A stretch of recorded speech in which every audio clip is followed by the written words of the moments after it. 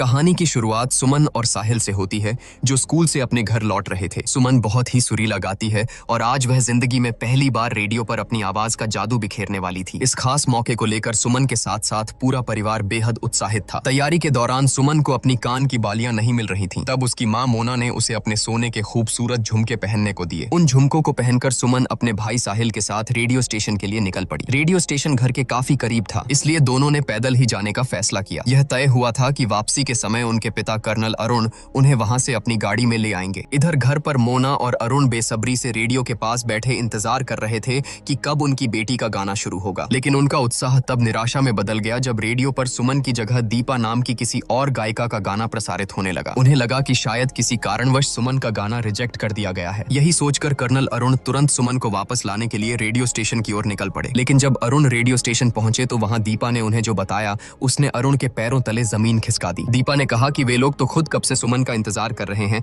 लेकिन वह तो वहां पहुंची ही नहीं। यह सुनकर अरुण बुरी तरह हैरान और परेशान हो गए। जब यह मनहूस खबर मोना तक पहुंची तो बच्चों की चिंता में उसका रो रो कर बुरा हाल हो गया। 4 घंटे बीत चुके थे, लेकिन सुमन और साहिल का कोई अता पता नहीं था। बच्चों के गायब होने का यह गंभीर मामला सीनियर इंस्पेक्टर जयप्रकाश को सौंपा जाता है। सूचना पाते ही जयप्रकाश फौरन कर्नल अरुण के घर पहुंचते हैं। वहां उन्हें पता चलता है कि बच्चे पिछले 4 घंटों से लापता हैं। शुरुआत में पुलिस को लगता है कि शायद बच्चे अपनी मर्जी से कहीं चले गए होंगे, लेकिन हालात और सबूतों को देखकर यह पहलू बिल्कुल भी सही नहीं लग रहा था। स्थिति की गंभीरता को भांपते हुए जयप्रकाश अंदेशा जताते हैं कि यह अपहरण का मामला हो सकता है और शायद जल्द ही उन्हें फिरौती के लिए कोई फोन आए। इस खौफनाक इंतजार के बीच पुलिस को खबर मिलती है कि एक सुनसान जगह पर एक लाश मिली है। शिनाख्त के लिए कर्नल अरुण को वहां ले जाया जाता है। भारी मन और कांपते कदमों से अरुण जब उस लाश को देखते हैं तो उनकी जान में जान आती है। वह लाश उनके बच्चों की नहीं थी। इससे उन्हें थोड़ी राहत जरूर मिलती है। एक आर्मी अफसर के 2 बच्चों के दिन दहाड़े गायब होने की खबर पूरे शहर में आग की तरह फैल जाती है। आम जनता में खौफ और आक्रोश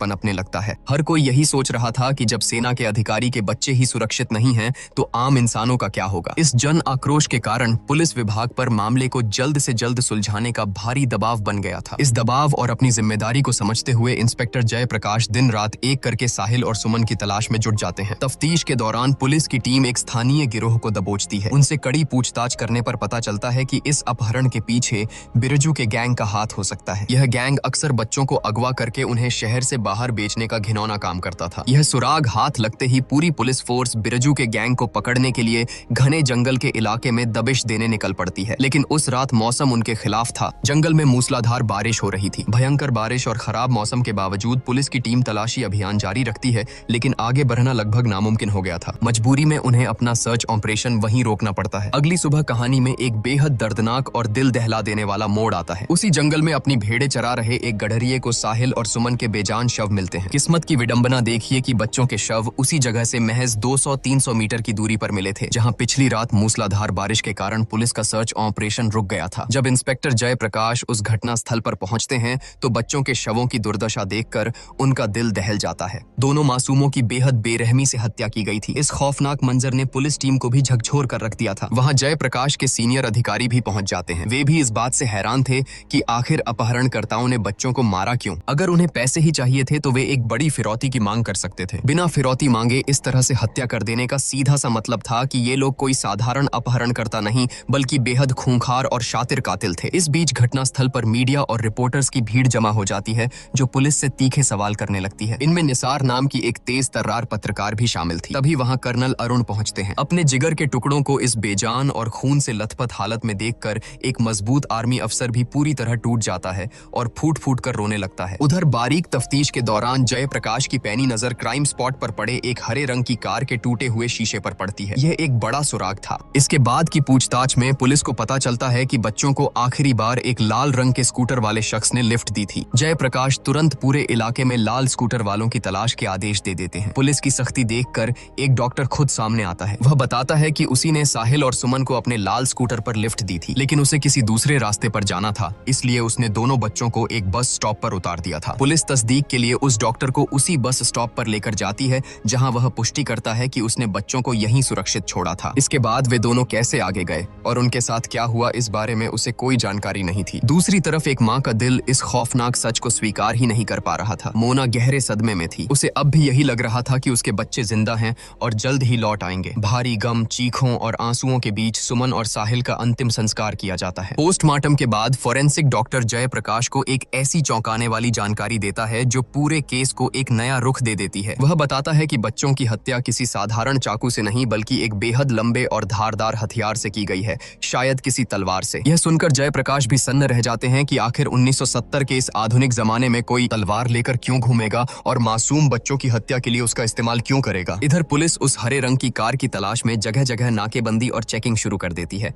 लेकिन तभी कहानी में एक नया मोड़ आता है। जयप्रकाश को उनके सीनियर अधिकारी अपने केबिन में बुलाते हैं। वे जयप्रकाश से कहते हैं कि इस केस में उनका काम अब खत्म हो चुका है। शुरुआत में यह एक साधारण अपहरण का मामला लग रहा था, लेकिन अब यह एक बेहद संगीन और उलझा हुआ डबल मर्डर केस बन चुका है। इसलिए अब यह हाई प्रोफाइल केस कुमार नाम के एक ज्यादा अनुभवी ऑफिसर को सौंपा जाएगा। अपने सीनियर का यह फैसला सुनकर जयप्रकाश अंदर तक हिल जाता है। वह बेचैन होकर उनसे मिन्नतें करने लगता है कि उसे थोड़ा और समय दिया जाए, क्योंकि वह खुद इस केस की तह तक पहुंचना चाहता था। लेकिन उसके सीनियर उसकी एक नहीं सुनते। उनका सीधा सा तर्क था कि जयप्रकाश के पास अभी कोई ठोस सबूत नहीं है, उसे सिर्फ एक कार का टूटा हुआ शीशा मिला है, पूरी कार नहीं। इस बात से जयप्रकाश भारी तनाव में आ जाता है। वह किसी भी कीमत पर उन दरिंदों को पकड़ना चाहता था। अपने इसी भारी मन के साथ वह निसार से मिलने पहुंचता है। निसार और जयप्रकाश असल में एक दूसरे को मन ही मन बहुत पसंद करते हैं, लेकिन निसार एक पत्रकार है और जयप्रकाश एक पुलिस अफसर, इसलिए दोनों ने अपने इस रिश्ते को दुनिया की नजरों से छिपा कर रखा था। जयप्रकाश निसार को अपनी कशमकश के बारे में बताता है कि कैसे यह केस उसके हाथों से छीना जा रहा है। इस पर निसार उसका हौसला बढ़ाते हुए कहती है कि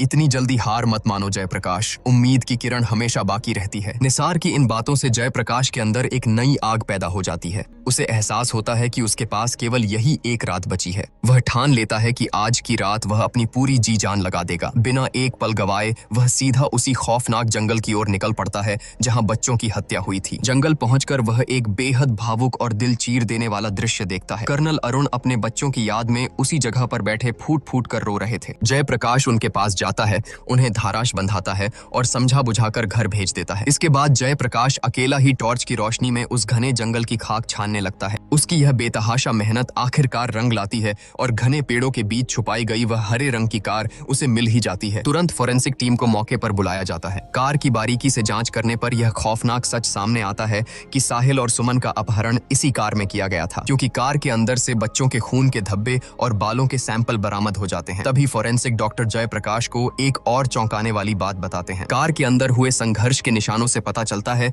कि जब मासूम साहिल और सुमन को अपने अपहरण का एहसास हुआ तो वे डरे नहीं। उन्होंने उन किडनैपर्स पर पूरी ताकत से पलटवार किया और उन्हें इतनी बुरी तरह घायल कर दिया कि उन दरिंदों को इलाज के लिए किसी न किसी अस्पताल जाने की जरूरत जरूर पड़ी होगी। यह सुनते ही जयप्रकाश के दिमाग की बत्ती जल उठती है। वह तुरंत इलाके के सभी अस्पतालों की जानकारी खंगालने लगता है। आखिरकार एक अस्पताल से उसे वह सुराग मिल ही जाता है जिसकी उसे तलाश थी। वहां का डॉक्टर जयप्रकाश को बताता है कि वारदात वाले दिन 2 लोग बुरी तरह घायल हालत में इलाज के लिए आए थे। जब डॉक्टर ने उनकी चोटों का कारण पूछा तो उन्होंने बहाना बनाया कि उनका एक्सीडेंट हो गया था और फिर किसी से उनकी मारपीट हो गई। लेकिन उनके हाव भाव देखकर डॉक्टर को उन पर शक हो गया था और उसने तुरंत पुलिस स्टेशन में फोन कर दिया था। लेकिन यहाँ पुलिस की एक बहुत बड़ी लापरवाही सामने आती है। डॉक्टर की शिकायत पर जो कांस्टेबल अस्पताल पहुंचा उसने इसे एक मामूली झगड़े का केस समझ लिया। उसने कोई गहराई से पूछताछ नहीं की, बस उन दोनों के नाम पूछे जिन्होंने अपना नाम मोहन कुमार और प्यारे कुमार बताया था। कांस्टेबल ने उनका एक पता नोट किया और बिना किसी रोक टोक के उन कातिलों को वहां से जाने दिया। अस्पताल के रजिस्टर से मिली जानकारी जयप्रकाश के लिए किसी बड़े झटके से कम नहीं थी।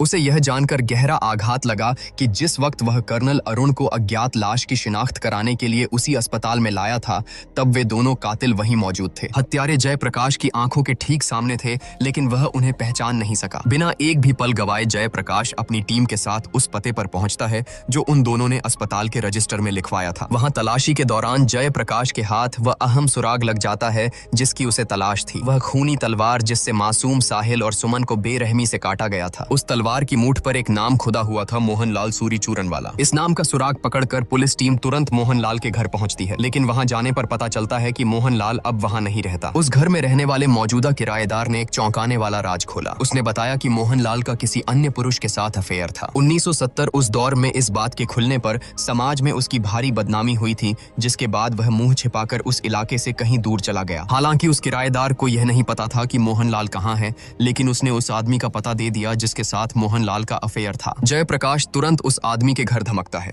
जब वह पुलिस को लेकर उस कोठी में पहुंचता है तो वहां एक और खौफनाक मंजर उनका इंतजार कर रहा था। कोठी के अंदर मोहनलाल की लाश सड़ रही थी। जांच से पता चलता है कि करीब 3 दिन पहले ही किसी ने मोहनलाल की हत्या कर दी थी। पूछताछ में मोहनलाल के उस प्रेमी ने बताया कि मोहनलाल को शराब की भारी लत थी और वह अक्सर इलाके के 5 स्टार बार में शराब पीने जाया करता था। दूसरी तरफ पत्रकार निसार, साहिल और सुमन के इसी केस की कवरेज में जी जान से जुटी हुई थी। उसके सीनियर संपादक ने उस पर दबाव डाला कि उसे इस केस से जुड़ी कोई ऐसी एक्सक्लूसिव खबर लानी होगी जो अब तक किसी और अखबार या पुलिस के पास न हो। यह सुनकर निसार तुरंत जयप्रकाश से कुछ अंदरूनी जानकारी निकालने की कोशिश करती है, लेकिन जयप्रकाश एक जिम्मेदार अफसर था। वह नहीं चाहता था कि आधी अधूरी और संवेदनशील बातें मीडिया में लीक हों, इसलिए वह निसार को कुछ भी बताने से साफ इनकार कर देता है। जयप्रकाश से निराशा मिलने के बाद निसार हार नहीं मानती। उसे भनक लगती है कि जयप्रकाश का एक साथी पुलिसकर्मी किसी चश्मदीद गवाह से मिलने जा रहा है। दरअसल पुलिस के पास कई लोगों के फोन आ रहे थे जिन्होंने घटना वाले दिन बच्चों को देखे जाने का दावा किया था। निसार छुपकर उस पुलिसकर्मी का पीछा करती है। वे दोनों एक दूध वाले के पास पहुंचते हैं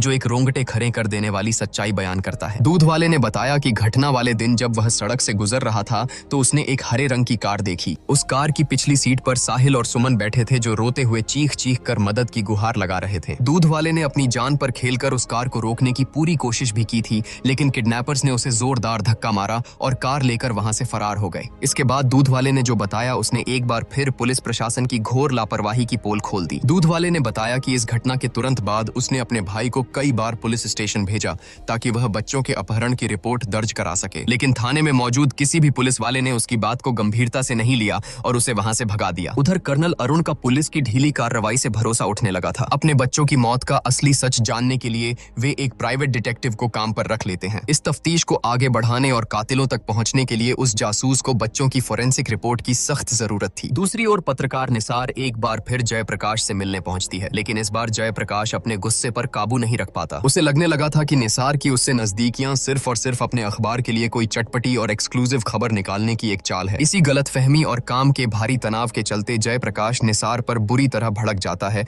और बिना उसकी कोई बात सुने वहां से चला जाता है। केस की कड़ियां जोड़ते हुए जयप्रकाश उस मकान मालिक के पास पहुंचता है जिसका पता कातिलों ने अस्पताल के रजिस्टर में लिखवाया था। पूछताछ में मकान मालिक एक हैरान करने वाला सच बताता है। उसके मुताबिक वहां 2 लोग नहीं बल्कि प्यारे मोहन नाम का सिर्फ एक ही आदमी किराए पर रहता था जो इलाके के 5 स्टार बार में काम करता है। यह अहम सुराग मिलते ही जयप्रकाश तुरंत 5 स्टार बार पहुंचता है, लेकिन बार का मालिक जो बताता है वह जयप्रकाश के पैरों तले जमीन खिसका देता है। मालिक के अनुसार 2 दिन पहले ही पुलिस वाले आकर प्यारे मोहन को अपने साथ उठा ले गए। यह सुनते ही जयप्रकाश तुरंत समझ जाता है कि वे कोई असली पुलिस वाले नहीं थे, बल्कि वे दोनों कातिल ही पुलिस की वर्दी में प्यारे मोहन को उठाने आए थे। अब जयप्रकाश को यह खौफ सताने लगा था कि कहीं उन दरिंदों ने प्यारे मोहन को भी मौत के घाट न उतार दिया हो। अपनी पूरी ताकत झोंककर जयप्रकाश प्यारे मोहन के बारे में जानकारी निकालता है और उसे पता चलता है कि प्यारे मोहन दरअसल एक जेल में बंद है। जयप्रकाश फौरन जेल पहुंचता है और पूछताछ रूम में प्यारे मोहन के सामने उन दोनों संदिग्ध कातिलों के बनाए गए स्केच रख देता है। स्केच देखते ही प्यारे मोहन उन्हें पहचान लेता है और उन खूंखार कातिलों का कच्चा चिट्ठा खोल देता है। वह बताता है कि उनमें से एक का नाम रज्जो है और दूसरे का बाबू। रज्जो और प्यारे मोहन हरियाणा के सोनीपत के एक ही गांव के रहने वाले हैं। रज्जो की आंखों में एक बड़ा एक्टर बनने का सपना था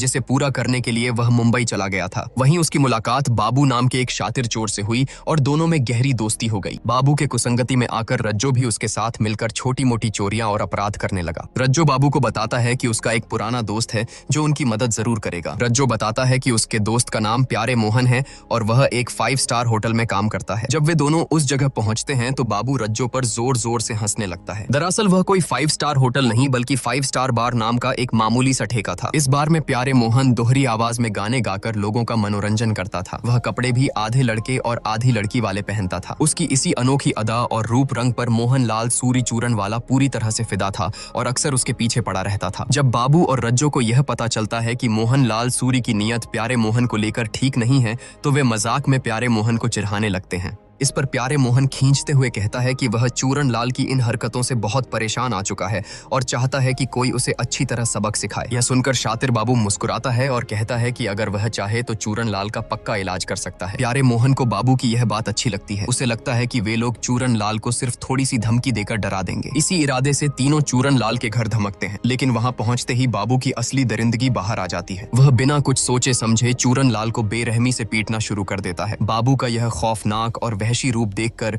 प्यारे मोहन की रूह कांप जाती है। उसे पल भर में यह एहसास हो जाता है कि बाबू कोई मामूली गुंडा नहीं बल्कि एक खूंखार कातिल है और उसकी संगत में रहकर उसका सीधा सादा दोस्त रज्जो भी वैसा ही बन चुका है। खौफ के मारे प्यारे मोहन वहां से उल्टे पांव भाग खड़ा होता है। प्यारे मोहन के भागने के बाद बाबू और रज्जो चूरन लाल की निर्मम हत्या कर देते हैं। हत्या के बाद वे उसके घर से एक लंबी और धारदार तलवार चुरा लेते हैं। यह वही मनहूस तलवार थी जिससे आगे चलकर मासूम साहिल और सुमन को मौत के घाट उतारा गया था। चूरन लाल को ठिकाने लगाने के बाद बाबू रज्जो के कान भरता है। वह कहता है कि जिस प्यारे मोहन के लिए हमने चूरन लाल को टपकाया है वही अब डर के मारे पुलिस के सामने हमारा राज खोल देगा और हम दोनों फांसी पर लटक जाएंगे। इसलिए अब हमें प्यारे मोहन का भी पक्का इंतजाम करना होगा। रज्जो इस बात के लिए राजी तो हो जाता है, लेकिन वह बाबू से मिन्नतें करता है कि वे प्यारे मोहन को जान से नहीं मारेंगे बल्कि सिर्फ इतना डराएंगे कि वह कभी पुलिस के सामने मुंह न खोल सके, क्योंकि प्यारे मोहन वैसे भी एक नंबर का डरपोक इंसान है। अपनी योजना के तहत कुछ दिन बाद ये दोनों प्यारे मोहन को दबोच लेते हैं।